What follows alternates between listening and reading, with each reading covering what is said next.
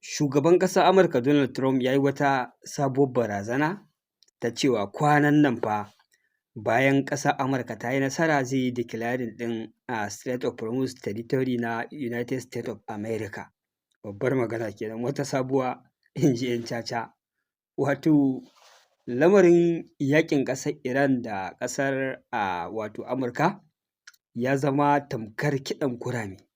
Wato ana ma kiɗa ba a san kalar sauti ba balantana a san irin rawar da za a taka masa kenan. Wato Amurka a karon farko kenan da duniya ta ga Amurka ta shiga cikin wani irin yanayi da za a ce lallai wannan yanayi shi ne ake kira da asalin ɗimuwa. Wato ba ma mu san inda muka dosa ba, ba ma mu san me za mu yi ba. Barazana ta ƙare, kai farmaki ya ƙare, an koma shiririta da bankaura. Wannan kalmar ta shugaban ƙasar Amurka Donald Trump zan muku bayani a kanta da abin da take nufi na cewa bayan mun yi nasara za mu yi declaring ɗin Strait of Hormuz territory na United States of America. Wato tun a nan shugaban ƙasar Amurka ya warware ilahirin ƙarairayin da ya shafe wata 5 zuwa 6 yana yi ma al'ummar duniya idan muka yi nasara.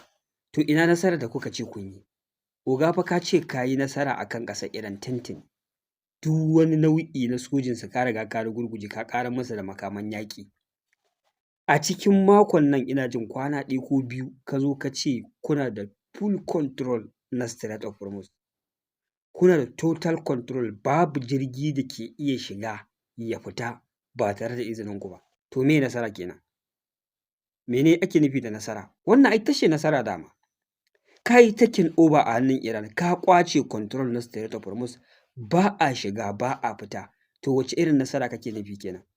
Tufka da warwara. Sannan wani abu da zai ba ku mamaki shi ne cewa an rufe Strait of Hormuz. Ba fa naval blockade ɗin Amurka ba ne ya rufe Strait of Hormuz, a'a Iran ce ta zo ta yi blockade ta tare Strait of Hormuz, babu shiga babu fita. Sannan sai Amurka ta zo ta ƙara da nata. Yaya naval blockade ɗin ƙasar Amurka yake a Strait of Hormuz? A'a, Iran ce ta tare hanyar ta ce babu shiga babu fita. Sai ita ma ƙasar Amurka ta zo ta kare nata. Yanzu idan ka ga jirgi ya wuce ta Strait of Hormuz, to ya samu haɗin gwiwa ne daga sojin ƙasar Iran suka ba shi dama ya wuce. Sannan sai ya zo ya wuce ya biyo ta hanyar da ƙasar Amurka take ikirarin cewa ita ce ta ba da dama aka wuce. A'a ƙarya ce.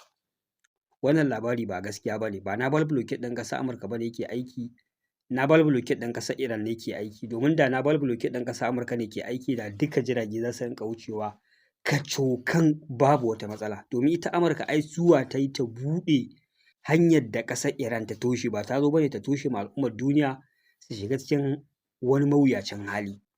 Wannan shi ne shiririta da bankaurar. Iran ne suka rufe suka ce babu shiga babu fita. Ko kuma kuka zo kuna ƙoƙarin buɗewa, ba wai ku bane kuka tare ma al'ummar duniya wannan hanya. To yau dai shugaban ƙasar Amurka ya ce idan Allah ya ba su nasara suka yi kammala ƙwace Strait of Hormuz, to za su yi declaring ɗin wannan territory a matsayin territory na United States of America. Ta ce babban magana. Shi fa wannan hanya kuna cewa international waterway ne, babu wani mutum mai iko da ita a faɗin duniya.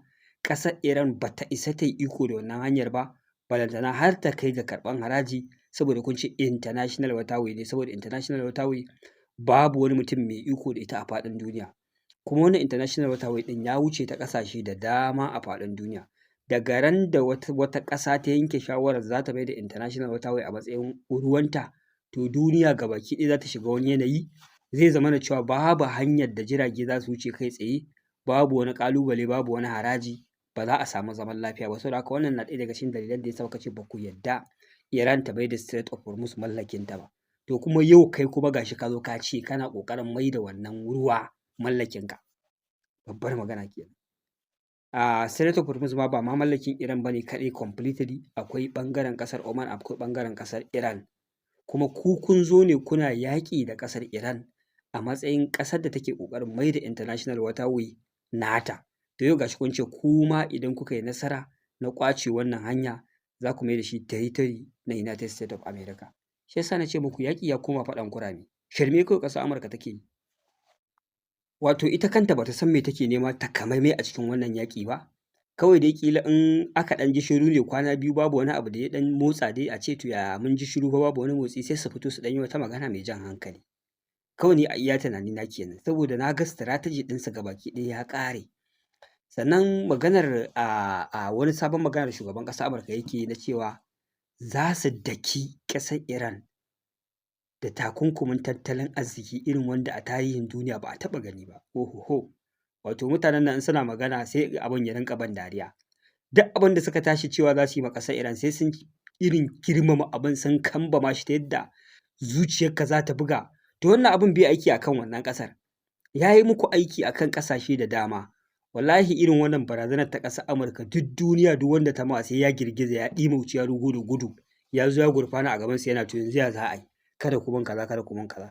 Irin wannan strategy ɗin sun daɗe suna ci da guzun da shi, amma bai taɓa karyewa ba sai a kan ƙasar Iran. Sun yi ma manyan ƙasashen Larabawa, sun yi ma manyan ƙasashen Turawa irin wannan muguwar barazanar ta yi aiki, sun zo sun sadu da sun miƙa wuya, amma yau ga sun zo suna yi ma wata ƙasa irin wannan barazana da baki a aikace amma barazanar ba ta yi aiki ba. Kun zo kun gwabza yaƙi, yaƙin nan ya kasa nasara. Kun zo kun sa takunkumin tattalin arziki wanda dama already ai tsakaninku da su akwai takunkumin tattalin arziki shekara 47 ya ƙi yin nasara.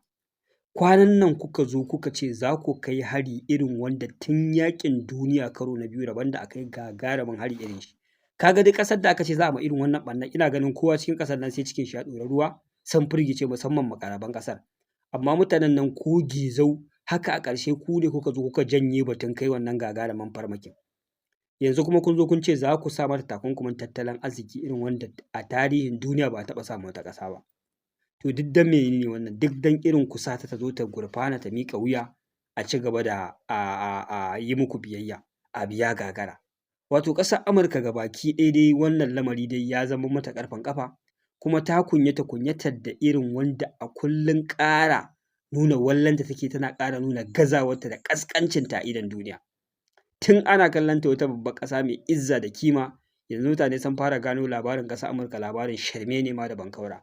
Kai yanzu idan aka ce ma ƙasar Amurka in aka zo aka baka labarin aka ce ƙasar Amurka ta ce za ta ma Iran wani abu, kawai za ka ɗauka wani labarin banza da wofi ne, labarin shiririta ne da shirme, wanda kusan kafin a ce wata gidan jarida ko ƙasar Iran ɗin ma ta yi martani, a'a gidajen jaridun ƙasar Amurka ne da al'ummar ƙasar Amurka suke ƙalubalantar irin waɗannan maganganu da barazana na banza da wofi.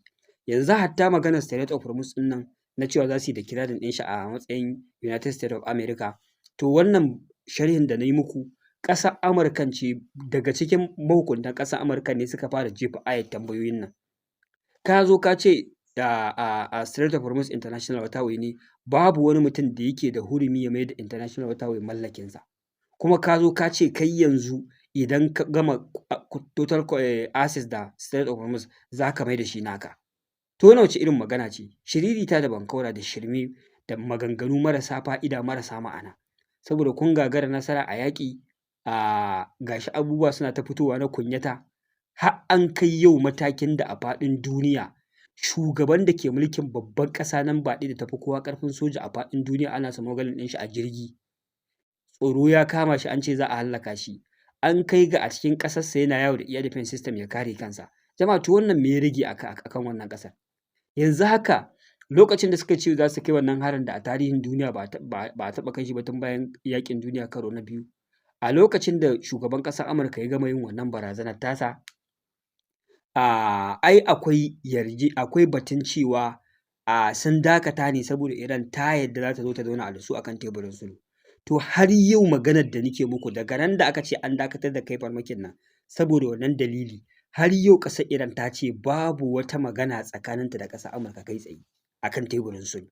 Yanzu duk jinkirin nan da ake yi da batun ba a ci gaba da yaƙi ko za a ci gaba da yaƙi ba, babu wata magana a ƙasa tsakanin ƙasar Amurka da ƙasar Iran. Abin da na ga ministan harkokin ƙasashen wajen ƙasar Iran kenan Abbas Araghchi ya ƙara faɗi.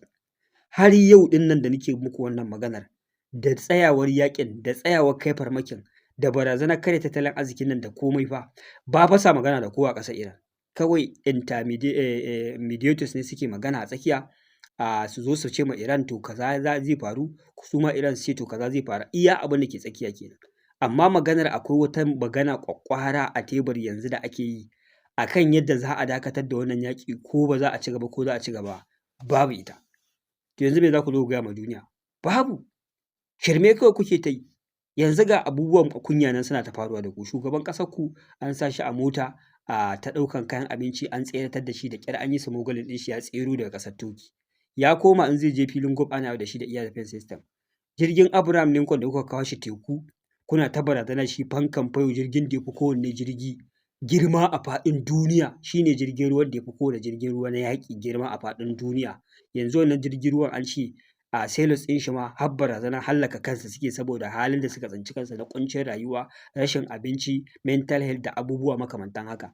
A yanzu haka ana maganar shi wannan jirgi an ɗauke shi an yi replacement ɗin shi da George Washington shi ma kariya ne, za a zo a ɗauke shi a maida shi ƙasar Amurka. Duk kun firgice ko ruɗe babu wani abu takamaimai ƙwaya ɗaya mai muhimmanci da kuka sa a gabanku. Yaƙi ba nasara a yaƙance, tattalin arziki ba nasara, naval blockade ga shi nan mayaƙan kuma ne ma suke su fara faɗa ruwa suna mutuwa. To me ya rage a wannan yaƙi? Shirmen banza da bankaura. Ya fito yana faɗa ma al'ummar ƙasar Amurka wai su daina nuna damuwa ko ɓacin rai saboda suna siyan gas da tsada. In dai wannan siyan gas da tsada ɗin ne su ci gaba da ƙoƙari suna siyan shi a wannan farashi, amma dai sun sani cewa wannan wani ƙoƙari ake na a dakatar da ƙasa ɗaya tilo da take ɗaukar nauyin ta'addanci a faɗin duniya daga mallakar makaman nukiliya, wato ƙasar Iran kenan, ƙasar da take sponsoring ɗin terrorism a faɗin duniya. Saboda haka al'ummar ƙasar Amurka su daina jin ɓacin rai don suna siyan gas da irin wannan farashi. Jama'a wannan maganar ta shugaban ƙasar Amurka na ga ta tayar ma da al'ummar ƙasar Amurka hankali su kansu da kansu, saboda sun san duk abubuwan da ake tuhumar ƙasar Iran ɗin da su duk ƙarya ne. Sannan kuma maganar takunkumin tattalin arziki ai already yanzu takunkumin tattalin arziki a ƙasar Amurka yake aiki na tsadar rayuwa, hawa kayan masarufi, tunda kai yanzu gashi nan ka sa musu takunkumi amma ba a ji 'yan ƙasarsu suna kuka akan siyan abubuwa da tsada ba, amma 'yan ƙasarka ne suke kuka har kana ba su haƙuri, kenan kai ka sa ma kanka takunkumin tattalin arziki. Wane takunkumin tattalin arziki ya wuce a hana wucewa da man fetur a Strait of Hormuz? Wanda mu kanmu nan Najeriya me ya jefa man mu cikin tsada, mu da ba mu ake yaƙin ba ma a ƙasan mu ake haƙo man nan, amma matsiyata da suka jefa mu cikin bala'i da tashin hankali. Balantana kuma su yawancin ƙasashen su ma da sai an wuce da man sannan ake kai shi. To jama'a wannan mutane dai haka za mu yi ta addu'a yadda muke ganin karayar su, Allah ya ci gaba da karya su, Allah ya ci gaba da janyo su ƙasa suna ƙasƙanta. Wannan dama su ne kowa ya riga ya sani su ne matsalar duniya, amma su ne nan suke jifan kowa da matsaltsalu. Duk wani mugun abu da ake a duniyar nan su ke kitsawa, amma a ƙarshe kuma su zo su muku sharri su ce ku ne nan wannan matsalar. Su za su ɗauki nauyin a kashe, a tarwatsa, a kashe shugaban ƙasa, a watsa komai su ƙwashe muku kuɗi, amma kuma su zo su ce ku ne 'yan ta'adda. Haka suka so su ba ƙasar mutanen nan, Allah bai ba su nasara ba, amma suna nan suna ce musu 'yan ta'adda. To jama'a wannan shine a taƙaice, Allah ya sa mu dace, Allah ya karya zalunci da azzalumai, Allah ya ɗaukaka addinin musulunci da musulmai, Allah ya ba masu gaskiya nasara. Jama'a nan zan dakata, wassalamu alaikum, ku biyo mu a bidiyo na gaba.